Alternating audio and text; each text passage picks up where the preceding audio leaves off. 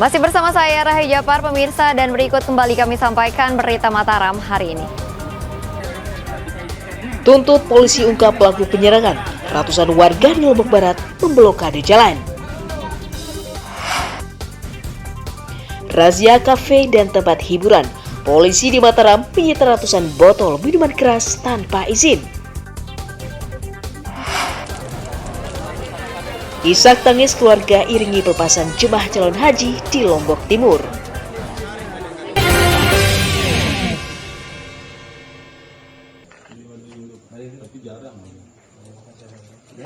Kakak beradik berinisial IMH 42 tahun dan IBK 34 tahun diringkus Satuan Reserse Narkoba Polresta Mataram karena diduga berkomplot mengedarkan narkotika di lingkungan tempat tinggalnya. Pakai tangan apa kamu buang tadi? Tangan kiri ya. Siapa yang punya barang ini? Kamu ya? Keduanya diringkus di rumahnya di Kelurahan Cakra Negara, Kecamatan Sandubaya saat sedang melayani pembeli. Polisi menyita 1,46 gram sabu-sabu, timbangan, ponsel, dan alat hisap sebagai barang bukti. Polisi juga menahan 2 orang yang hendak membeli narkotika untuk dimintai keterangan lebih lanjut. Penggerebekan dilakukan petugas atas laporan masyarakat yang resah wilayahnya dijadikan lokasi mengedarkan narkotika. Tim kami menemukan 3 orang yang berada dalam kamar, kemudian 2 orang keluar dari kamar mengetahui keberadaan tim, kemudian melempar sesuatu ke atas meja makan. Setelah dilakukan penggeledahan rumah, tepatnya di atas meja makan ditemukan 1 klip berisi bubuk putih diduga narkotika jenis sabu-sabu. Kemudian di dalam kamar kami juga menemukan 1 orang lagi yang merupakan jaringan dari pelaku ini yang sedang selesai memakai narkoba. Sekaligus itu juga kamu sebagai pemakai juga alasan memakai itu alasan memakai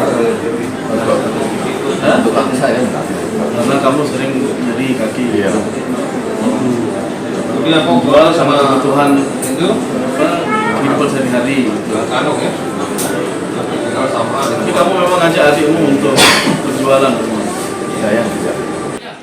Atas ulahnya, kedua tersangka dijerat pasal 114 junto 112 Undang-Undang Nomor 35 Tahun 2009 tentang narkotika dengan ancaman hukuman 4 tahun penjara. Awaludin melaporkan dari kota Mataram.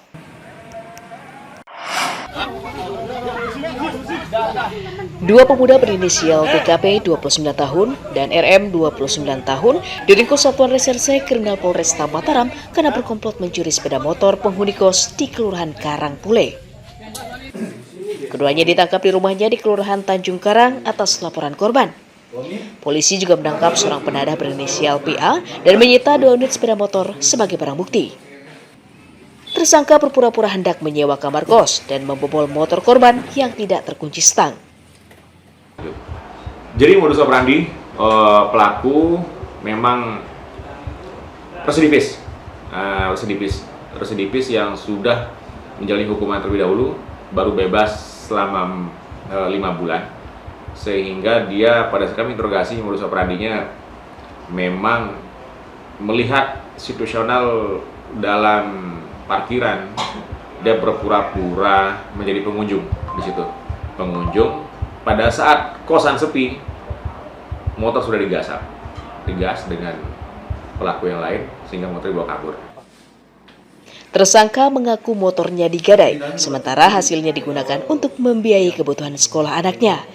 Tidaknya sampai siapa yang melihat pertama untuk melakukan pencurian di kos-kosan itu? Kita lewat kan dari jalan raya itu. Awalnya dan niat berarti dan niat terus jalan-jalan. Ya, pakai motor terus motor itu di pinggir pinggir gerbang di dalam tapi posisinya ya tapi gerbang enggak ya maksudnya di dalam gerbang ya.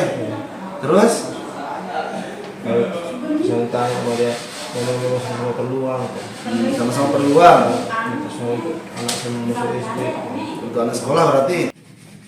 Atas ulahnya, kedua tersangka dijerat pasal 363 KUHP dengan ancaman hukuman minimal 7 tahun penjara. Awaludin melaporkan dari kota Mataram.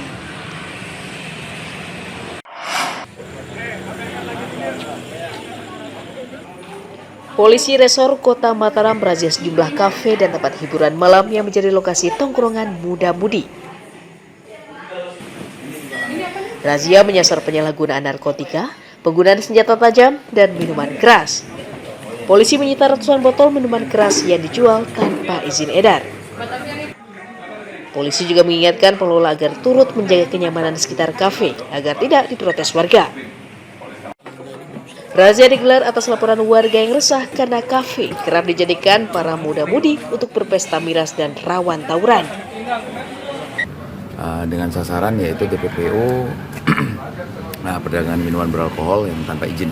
Alhasil kita menyasar ada 2 tempat, yaitu yang pertama di wilayah Kelurahan Pejangge, Kecamatan Mataram, di mana kami dapat berhasil mengamankan sejumlah minuman beralkohol yang diduga diedarkan tanpa izin.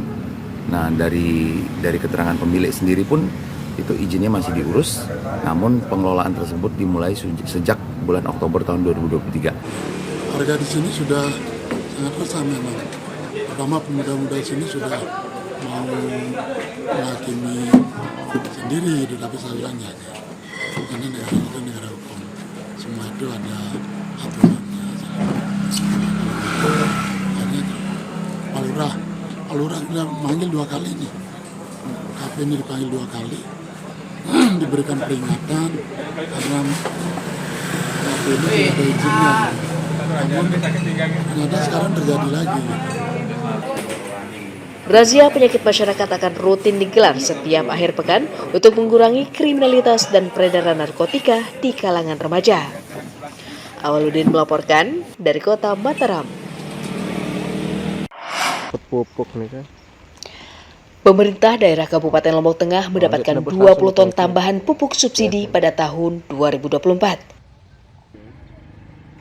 Awalnya kuota pupuk jenis urea sebanyak 13.758 ton dan NPK 9.731 ton dengan total mencapai 23.489 ton.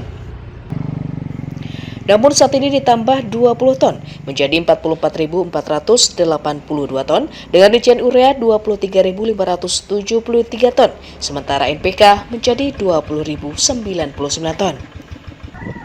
Tambahan pupuk subsidi yang diberikan Kementerian Pertanian mencukupi kebutuhan para petani hingga musim tanam bulan Desember. Ada penambahan alokasi, ya itu sudah ada SK Menteri, kemudian SK Gubernurnya juga sudah ada. Yang tadinya hanya 3.000 itu sekarang menjadi Lombok Tengah itu 44.482 ton. Jadi penambahannya hampir 100% dari pertama. Nah, dengan rincian urea itu dari 13.758 ton menjadi 23.573 ton. Pemerintah daerah akan segera mendistribusikan pupuk subsidi secara merata dan akan kembali meminta tambahan jika ada kekurangan. Lukmanul Hakim melaporkan dari Kabupaten Lombok Tengah.